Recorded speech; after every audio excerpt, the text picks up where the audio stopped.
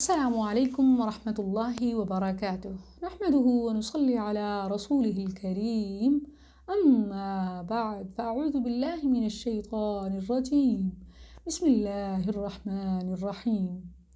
ناظرین گرامی، social media پر اس وقت سب سے زیادہ دیکھا، سنا اور پڑھا جانے والا موضوع ڈپریشن یعنی ٹینشن ہے۔ اس سے ہم بخوبی اندازہ لگا سکتے ہیں کہ ہم کس قدر پریشانیوں، مصیبتوں، مسائل اور مشکلات کا شکار ہیں، کیونکہ دنیا بھر میں سب سے زیادہ سیل ہونے والی medicine, most selling medicine anti depression ہے۔ دنیا بھر سے Islamic scholars, motivational speakers, doctors اپنے اپنے تجربات کی روشنی میں مسئلے کا حل بتاتے نظر آتے ہیں۔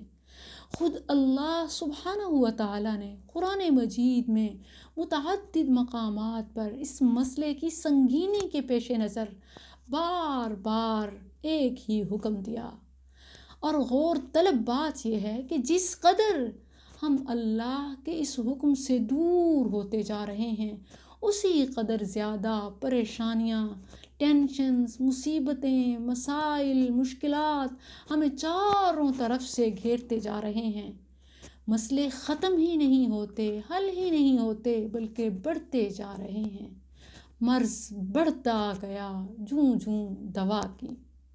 تو وہ آخر کون سی چیزیں ہیں جن پر اگر ہم عمل پیرا ہوں تو ٹینشنز ختم ہو جائیں گی، پریشانیاں دور ہو جائیں گی، میڈیسن کی ضرورت ہی نہیں پڑے گی، کیونکہ رب کا وعدہ کبھی جھوٹا نہیں ہو سکتا، لیکن عمل شرط ہے، کیونکہ رب نے بھی بتا دیا وَإِنَّهَا لَكَبِيرَةٌ إِلَّا عَلَى الْخَاشِعِينَ۔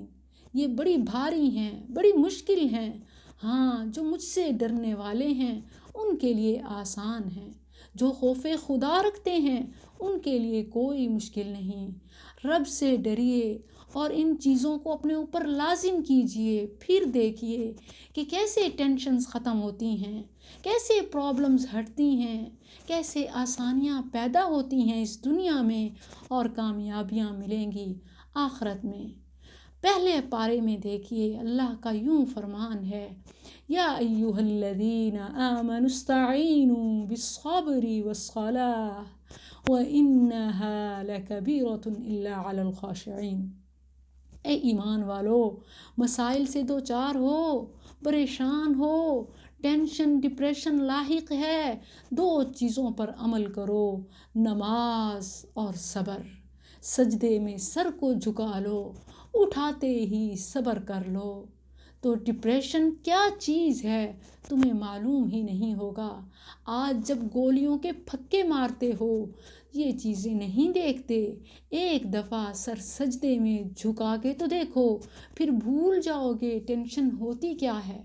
دوسرے پارے میں اللہ سبحانہ و تعالیٰ نے یوں فرمایا، وَاسْتَعِینُوا بِالصَّبْرِ وَالصَّلَاةِ إِنَّ اللَّهَ مَعَ الصَّابِرِينَ۔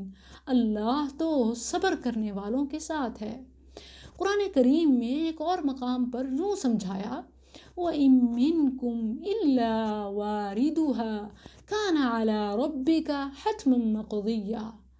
جو بھی مسلمان گناہ کرتا ہے اس کی سزا جہنم میں ضرور بھگتے گا اور پھر جنت جائے گا۔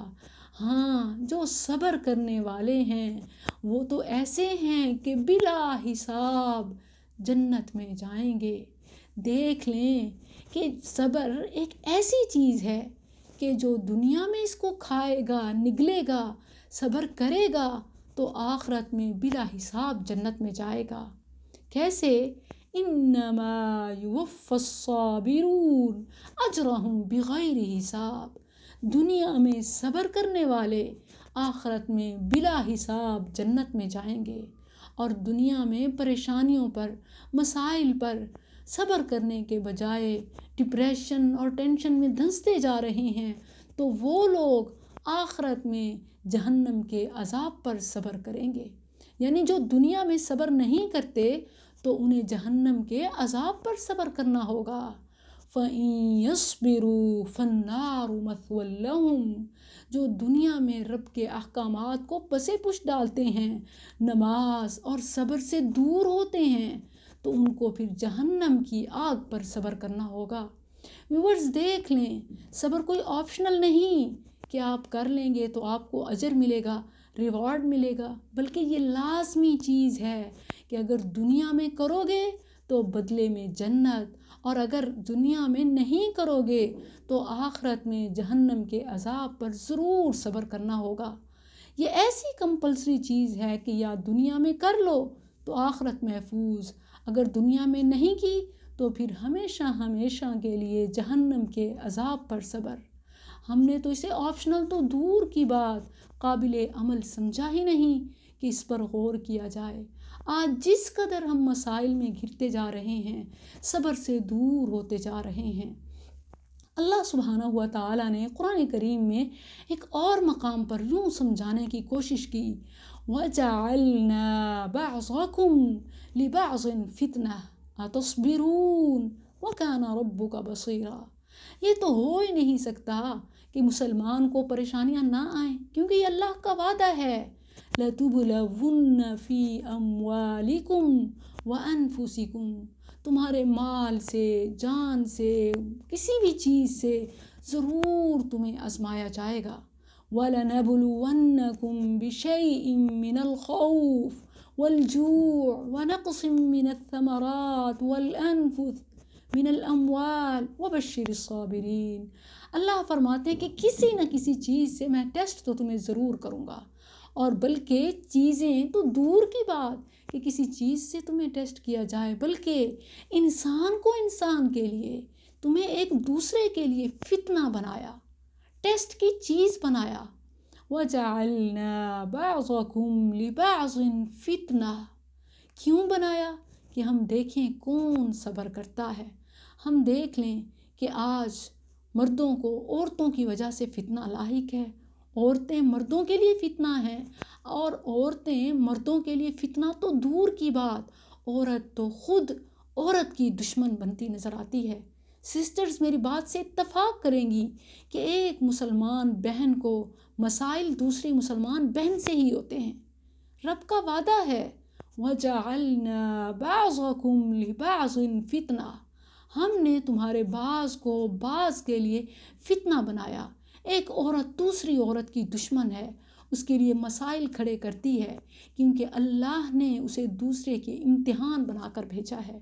وَجَعَلْنَا بَعْضَكُمْ لِبَعْضٍ فِتْنَةً، آخر کیوں ایسا کیوں ہوتا ہے؟ أَتَصْبِرُونَ، بات کو سمجھنے کی کوشش کرو۔ اللہ دیکھنا چاہتا ہے، اللہ خود پوچھتا ہے، أَتَصْبِرُونَ، کیا صبر کرو گے؟ وَكَانَ رَبُّكَ بَصِيرًا، تمہارا رب تمہیں دیکھ رہا ہے۔ دنیا میں صبر کرو گے تو إِنَّمَا يُوَفَّى الصَّابِرُونَ أَجْرَهُمْ بِغَيْرِ حساب، اللہ صبر کرنے والوں کو بلا حساب جنت میں داخل کرے گا۔ اور اگر دنیا میں صبر نہیں کرو گے، فَإِن يَصْبِرُوا فَالنَّارُ مَثْوًى لَهُمْ، تو جہنم کے آگ پر، عذاب پر تو صبر کرنا ہی ہوگا۔ سوچ لیجئے کہ کہاں صبر کو آپ ترجیح دیں گے۔ السلام علیکم ورحمۃ اللہ۔